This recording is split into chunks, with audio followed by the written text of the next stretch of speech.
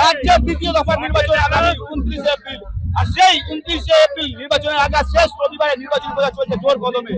আর এই শেষ রবিবারটা কাজে লাগিয়ে ভাটপাড়া বিধানসভা কেন্দ্র তৃণমূল কংগ্রেস পার্টি অমিত শাহের সমর্থনে রোজ লোকাল নির্বাচন প্রচার করছেন বিশিষ্ট অভিনেত্রী মন্দাকিনী।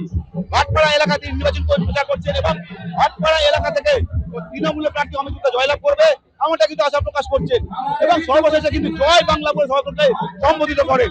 এখন এই মন্দাকিনী আশায় ভাটপাড়া বিধানসভা কেন্দ্রে তৃণমূল কংগ্রেস প্রার্থী অমিত গুপ্তার কতটা জয় হয়, কতটা প্রভাব পড়ে ভোট বাক্সে, সেটাই এখন দেখা। 365 দিন যে মানুষের পাশে থাকে, মানুষের সাথে থাকে, মানুষের আশীর্বাদও তার সাথে। তো সারা তো সব জায়গায় পাচ্ছি, ভালোবাসা পাচ্ছি, অভিনন্দন পাচ্ছি, মানুষ মধ্যে একটা আবেগ আছে যে এবার ভূমিপুত্র এতবার একটা পরিবার সুযোগ পেয়েছে, সুযোগ পেয়ে ওই পরিবার এগিয়েছে, ভাটপাড়া পিছিয়েছে, এবার ভাটপাড়াকে এগিয়ে নিয়ে যাওয়ার পালা। মন্দাকিনী আসাতে কি মনে করছেন? উনি এসছেন প্রচারে, সমর্থন করছেন, অনেকে মন্দাকিনী ফ্যান আছে পুরনো দিন, আজকেও ওই গানটা বাজে রাম তেরি গঙ্গা মাইলি। তো ওনার যা ফ্যান ফলোয়িং আছে, ওনাকে দেখে ওনারও অভিনন্দন করবে। এত বড় অভিনেত্রী আসছে, ভোটে গিয়ে প্রভাব পড়বে?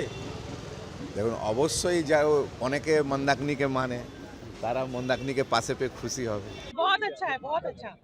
क्या लगता है भाटपाड़ा में क्या होने वाला है? भाटपाड़ा में क्या होने वाला है, क्या लगता है? क्या होगा? क्या होने वाला बहुत अच्छा होगा, अच्छा भी लग रहा है। अमित गुप्ता जी को सपोर्ट करने के लिए आई हूँ, तो इतना अच्छा माहौल है, इतना अच्छा पब्लिक का रिस्पांस है, तो समझो जीत जाएंगे।